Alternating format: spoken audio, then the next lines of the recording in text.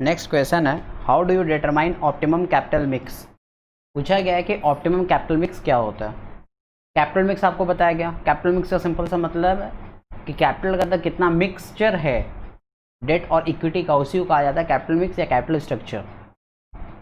अब क्वेश्चन उठता है ऑप्टिमम कैपिटल मिक्स क्या होता है।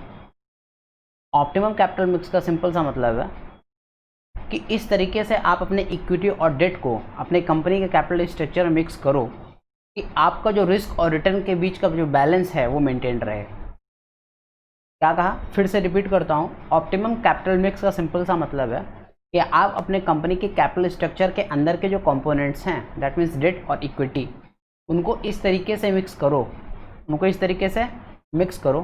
कि उनके बीच में इस तरीके से मिक्स करो कि रिस्क और रिटर्न के बीच में बैलेंस मेंटेन रहे हमेशा। तो क्या बोला, an optimum capital structure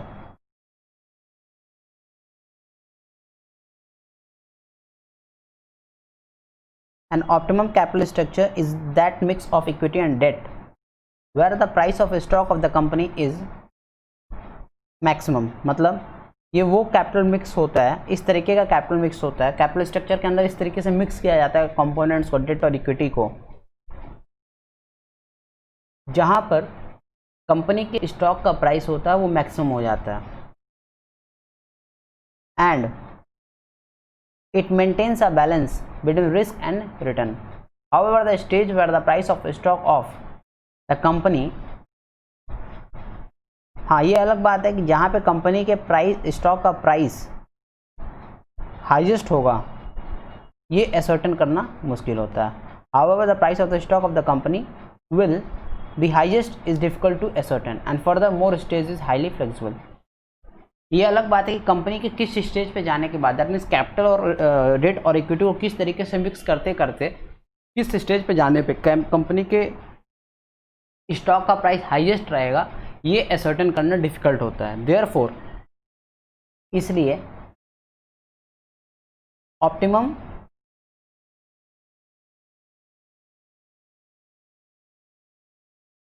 capital structure is merely a theoretical concept.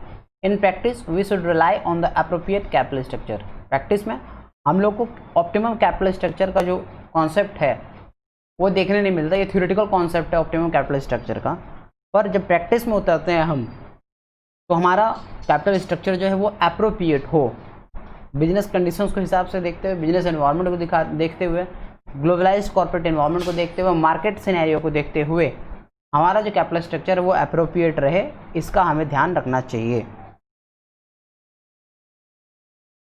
कैसे रहेगा appropriate capital structure, which is considering the business condition, market scenario etcetera. That means कि मार्केट सिनेरियो को देखते हुए, कंपनी के बिजनेस कंडीशंस को देखते हुए, कंपनी के बिजनेस मॉडल को देखते हुए आप अपने कैपिटल स्ट्रक्चर का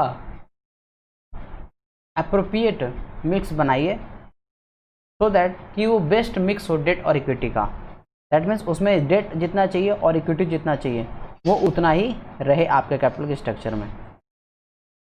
ठीक है। नेक्स्ट क्वेश्चन है, explain trading on equity with illustration. पूछा गया कि ट्रेडिंग ऑन इक्विटी आपको इलस्ट्रेशन के साथ बताना है। ट्रेडिंग ऑन इक्विटी क्या होता है, हम लोगों ने जैसे इंट्रोडक्शन वाले क्वेश्चन में डिस्कस किया था वही है। ट्रेडिंग ऑन इक्विटी क्या होता है, trading on equity shows the impact of debt on return on equity capital as the debt has priority of payment and is more risky, hence their cost is generally less than overall cost of capital of the company। Trading on equity क्या दिखाता है, trading on equity दिखाता है कि date का क्या impact होता है, डेट का या डिवेंचर का क्या इम्पैक्ट होता है कैपिटल, इक्विटी कैपिटल के रिटर्न में। दैट मीन्स डेट का या डिवेंचर का क्या इफेक्ट होता है इक्विटी कैपिटल के रिटर्न में। As the debt has priority of payment, as the debt has priority of payment and is more like risky, hence their cost is generally less than overall cost of capital of the company।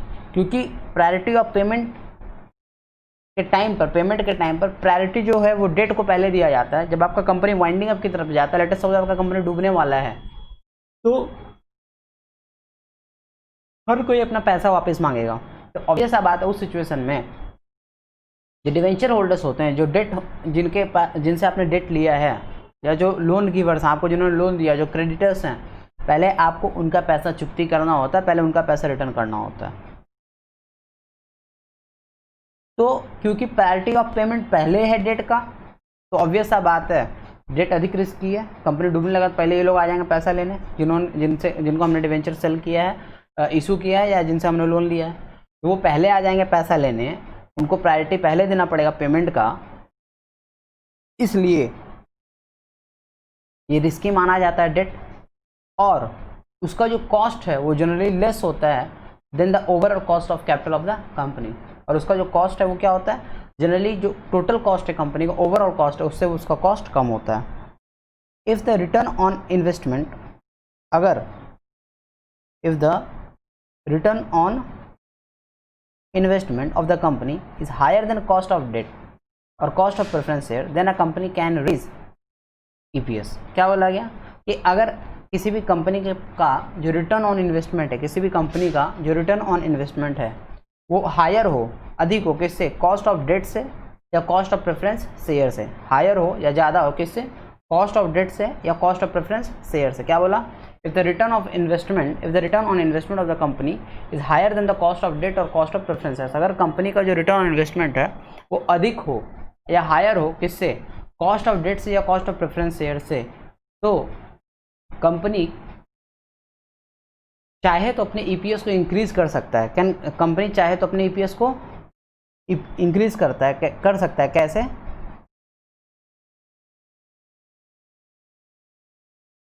Bye increasing proportion of debt और preference shares having fix charge respective of internal rate of return of the company in the total capital.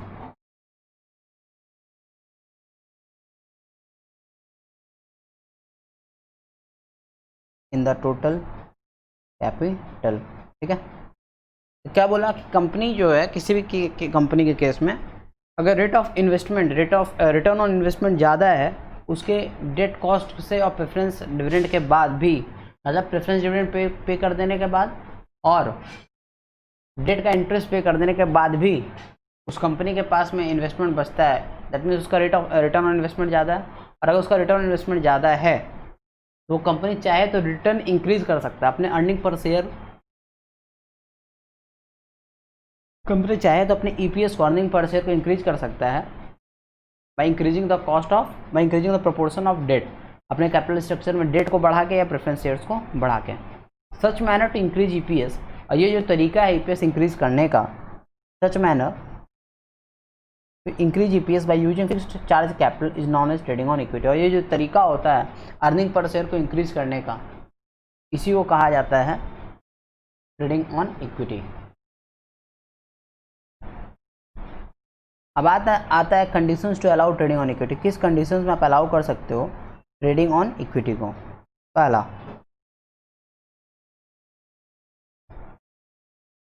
अगर आपका return on investment ज़्यादा हो cost of debt capital और fix charge capital से, तभी आप क्या कर सकते हो, ट्रेडिंग ऑन इक्विटी को अलाउ कर सकते हो। दूसरा, और अगर कंपनी एम्प्लॉय करता है, कंपनी लगाता है अधिक डेट या अधिक फिक्स चार्ज कैपिटल, तब उस केस में ट्रेडिंग ऑन इक्विटी का फंडा आप अप्लाई कर सकते हो।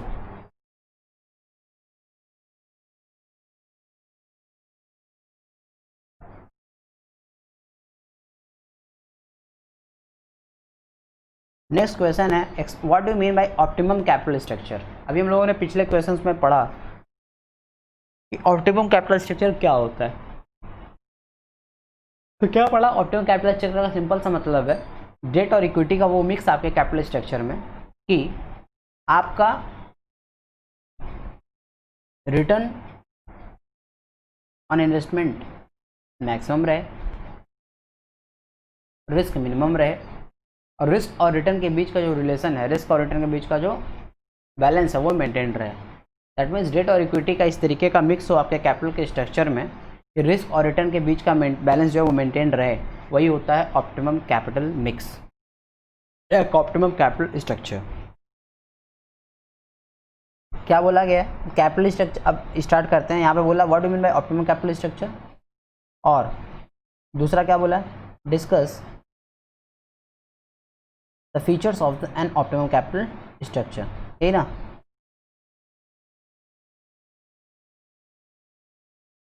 ठीक,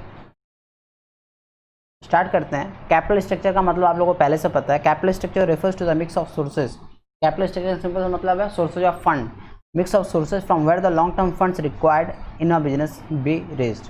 तो it refers to the proportion of debt. इसका मतलब क्या होता है, प्रोपोर्शन ऑफ डेट कितना है, प्रेफरेंस शेयर कैपिटल कितना है, एंड इक्विटी कैपिटल कितना है। सिंपल सा बात है, आपके कैपिटल स्ट्रक्चर में इक्विटी शेयर कैपिटल कितना है, प्रेफरेंस शेयर कैपिटल कितना है, और डेट का प्रोपोर्शन कितना है, इसी को कहा जाता है कैपिटल स्ट्रक्चर। अब बोला गया अच्छा आपको ये भी पता है गोल्स ऑफ फाइनेंशियल मैनेजमेंट में कि किसी भी कंपनी का जो गोल होता है फाइनेंशियल मैनेजमेंट का, ये फर्स्ट चैप्टर का मैं टॉपिक बता रहा हूँ। ये फर्स्ट चैप्टर में इंट्रोडक्शन में आप लोगों की थ्योरी में डिस्कस किया गया है। किसी भी कंपनी का गोल ऑफ फाइनेंशियल मैनेजमेंट जो था उसमें एक था प्रॉफिट मैक्सिमाइजेशन गोल, एक था वेल्थ मैक्सिमाइजेशन गोल। तो यहाँ पे वही बोला गया कि किसी भी कंपनी का जो ऑब्जेक्टिव होता है कहीं ना कहीं वो होता है वेल्थ मैक्सिमाइजेशन, कि उसके वैल्यू, उसके फर्म का जो वेल्थ है, वैल्यू है, वो कंटिन्यूसली बढ़े। One of the objectives of financial management is to maximise the value और वेल्थ ऑफ द फर्म। फिर क्या बोला, capital structure is optimum. Capital structure कहाँ पे ऑप्टिमम होता है, capital structure is optimum when the firm has a combination of equity and debt so that the wealth of the firm is, that means कि किसी भी company का capital structure optimum होता है जब वहाँ पे इक्विटी और डेट का जो कॉम्बिनेशन है वो ऐसा हो कि उस कंपनी का वेल्थ जो है वो क्या हो जाए, मैक्सिमम हो जाए, कंपनी का वेल्थ मैक्सिमम हो जाए। ठीक है, तो क्या बोला कि ऑप्टिमम कैपिटल स्ट्रक्चर वही कैपिटल स्ट्रक्चर है, ऐसा मिक्स है डेट और इक्विटी का, जहाँ पे किसी कंपनी या फर्म का वेल्थ का वैल्यू मैक्सिमम हो जाए, उसे कहा जाता है optimum capital structure. That means कि ऑप्टिमम कैपिटल स्ट्रक्चर वो लेवल है जहाँ पे कॉस्ट ऑफ कैपिटल मिनिमम होता है और market value of the firm maximum होता है। जहाँ पे कॉस्ट ऑफ कैपिटल क्या होता है, cost of capital minimum and market value of the firm is maximum, और मार्केट वैल्यू जो है वो फर्म का क्या होता है, वो मैक्सिमम होता है। फिर आता है फीचर्स। फीचर्स पूछा गया है, फीचर्स क्या है। फीचर्स में बोला गया कि क्या क्या फीचर्स हैं ऑप्टिमम कैपिटल स्ट्रक्चर के। पहला, it should minimise the cost of financing and maximise earning per share. पहला फीचर है, पहला फीचर है ऑप्टिमम कैपिटल स्ट्रक्चर का कि आपका जो कॉस्ट ऑफ कैपिटल है या जो कॉस्ट ऑफ फाइनेंसिंग है वो क्या हो, मिनिमम हो, और ईपीएस क्या हो आपका, मैक्सिमम हो। क्या बोला, ऑप्टिमम कैपिटल स्ट्रक्चर का पहला फीचर होता है minimum cost of financing and maximum earning per share. That means EPS आपका मैक्सिमाइज हो जाए और कॉस्ट ऑफ कैपिटल या कॉस्ट ऑफ फाइनेंसिंग मिनिमाइज हो जाए। दूसरा क्या बोला, it should be such that the company can raise funds whenever needed.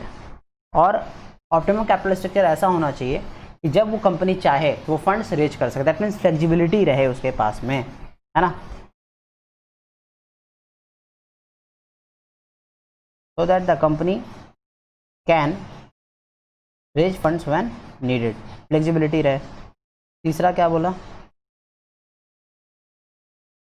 तीसरा बोला the debt content should not exceed the maximum which the company can bear. That means कि औकात से ज़्यादा का फाइनेंसिंग बाहर से नहीं लेना। क्या बोला, डेट कंटेंट, डेट जो है आपका loan, debt content should not exceed the maximum which the company can bear. औकात से ज़्यादा कंपनी जो है वो डेट फाइनेंसिंग ना करवा ले, औकात से ज़्यादा लोन ना ले ले बाहर से, औकात से ज़्यादा डेट का फाइनेंसिंग ना करवाए, ये भी एक ऑप्टिमम कैपिटल स्ट्रक्चर का फीचर होता है। थर्ड क्या बोला, the capital structure should be such that the company does not run the risk of becoming insolvent. That means कि जो कैपिटल स्ट्रक्चर है वो ऐसा रहना चाहिए कि उसमें डेट का, उसमें लोन का, उसमें डिवेंचर का इतना ज़्यादा लोड ना हो जाए, इतना ज़्यादा आउटसाइड फाइनेंस का लोड ना हो जाए, इतना ज़्यादा लोन का लोड ना हो जाए, कंपनी इंसॉल्वेंट के रिस्क पर आके बैठ जाए, ऐसा उसको रिस्क हो जाए कि कभी वो इंसॉल्वेंट हो सकता है। नेक्स्ट,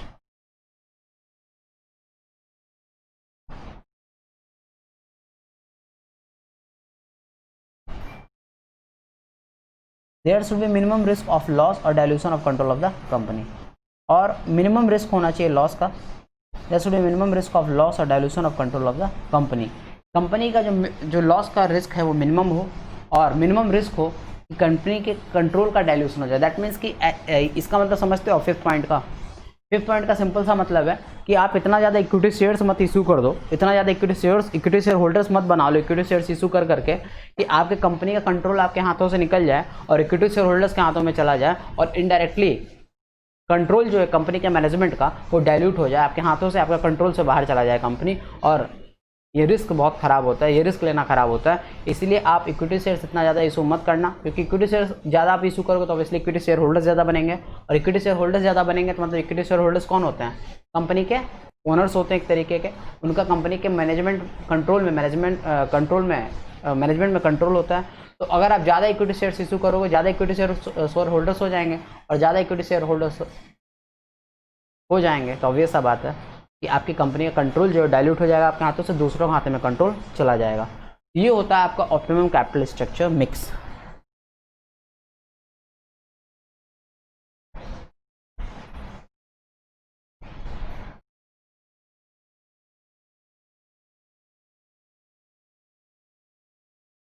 नेक्स्ट क्वेश्चन हम लोग कवर अप करेंगे नेक्स्ट वीडियो में।